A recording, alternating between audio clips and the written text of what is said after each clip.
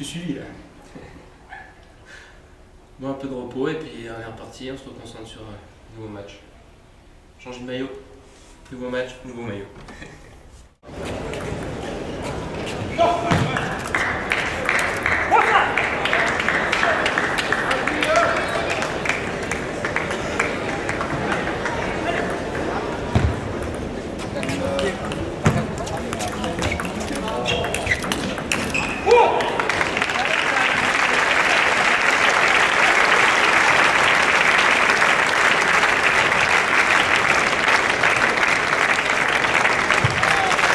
Pourquoi pas avoir évoqué ce souci, cette blessure qui semble-t-il a perturbé ta préparation? Ouais, c'était très difficile de le dire, je ne savais pas comment le communiquer parce qu'une semaine avant, j'ai arrêté de complètement jouer, j'ai bloqué ma préparation. À un moment, je me suis dit, est-ce que je peux venir ou pas? Voilà, je ne sais pas si je peux le dire, au niveau médecin, je n'ai pas le droit de jouer. Ça aurait été dans un autre pays, j'aurais pas joué. Là, c'est en France, je voulais pas gâcher la fête, voilà, ça vient du cœur. J'ai réussi quand même à gagner un match, malgré cette blessure où on a fait ce qu'il fallait. Après, elle s'est réveillée, même si j'avais mal sur Gardos, je ne l'ai pas trop montré. Après, je sais pas comment faire. Moi, j'ai invité beaucoup de monde ici, il y a des gens qui viennent pour me voir jouer, donc voilà, c'est entre guillemets mon job. Mais après, je veux pas me tuer non plus, je veux pas me casser quelque chose, mais j'essaie de faire le maximum. Aujourd'hui, Smirnov m'a ouvert les portes des quarts de finale.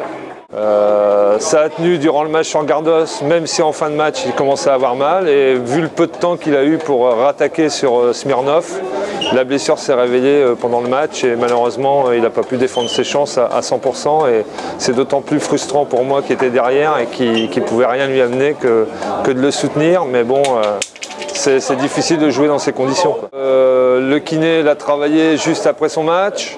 Je suis allé les rejoindre au repas et le kiné m'a certifié qu'il pourrait le strapper, le retravailler avant les quarts de finale qui ont lieu pas loin de 20 h. Donc il y a du temps, on va travailler encore et encore pour que Adrien puisse défendre ses chances au maximum.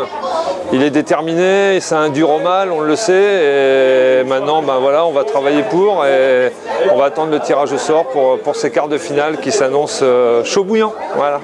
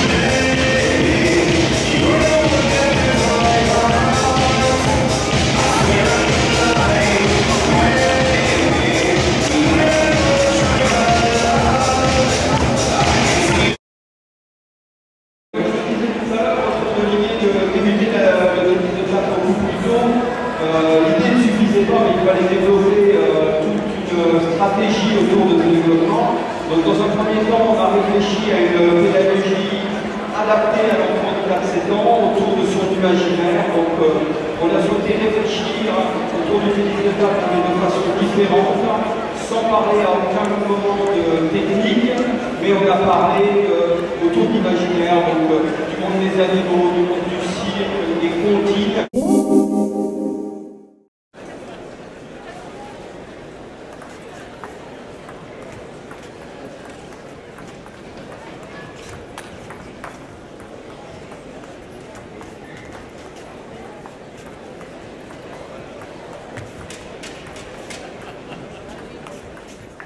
On est sur le chemin, donc elle a la volonté, elle lâche rien. C'est sûr que c'est décevant parce qu'elle tente les choses et elle n'y arrive pas. C'est frustrant parce que même elle se dit j'ai pas les sensations que j'avais avant.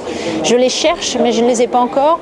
Donc quelque part c'est sûr c'est frustrant parce qu'on sent qu'on n'est pas loin, on passe pas. Mais en même temps c'est pas anormal non plus. Donc on prend un peu du recul, on se dit qu'il nous en manque encore, mais il lui faut de gros matchs comme ça pour qu'on arrive à atteindre, à franchir ce dernier petit cap avant de revenir complètement à sa forme principale. On est à l'entraînement, on est bien là encore, on sent qu'elle franchit des caps. Maintenant il lui faut des gros matchs pour reprendre tous ses repères de compétition, reprendre ces phases où elle prend des risques, ces phases où elle sache comment enchaîner les attaques, etc. Donc tout ça, il faut qu'elle retrouve ça, et il n'y a qu'une phase, enfin il n'y a qu'un environnement qui nous permette ça, c'est de faire des gros matchs sur des compétitions importantes. Donc ça, il faut se confronter à ça.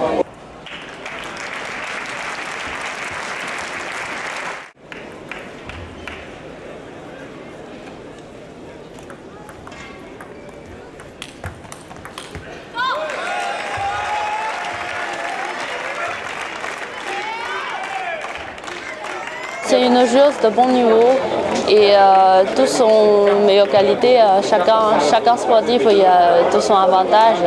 Donc contre Poda,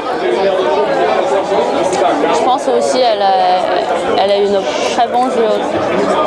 Elle est une très bonne joueuse. Donc on se croisait pas mal de fois en compétition internationale. Donc on se connaît très bien déjà. Et pour moi encore, il me manque de force.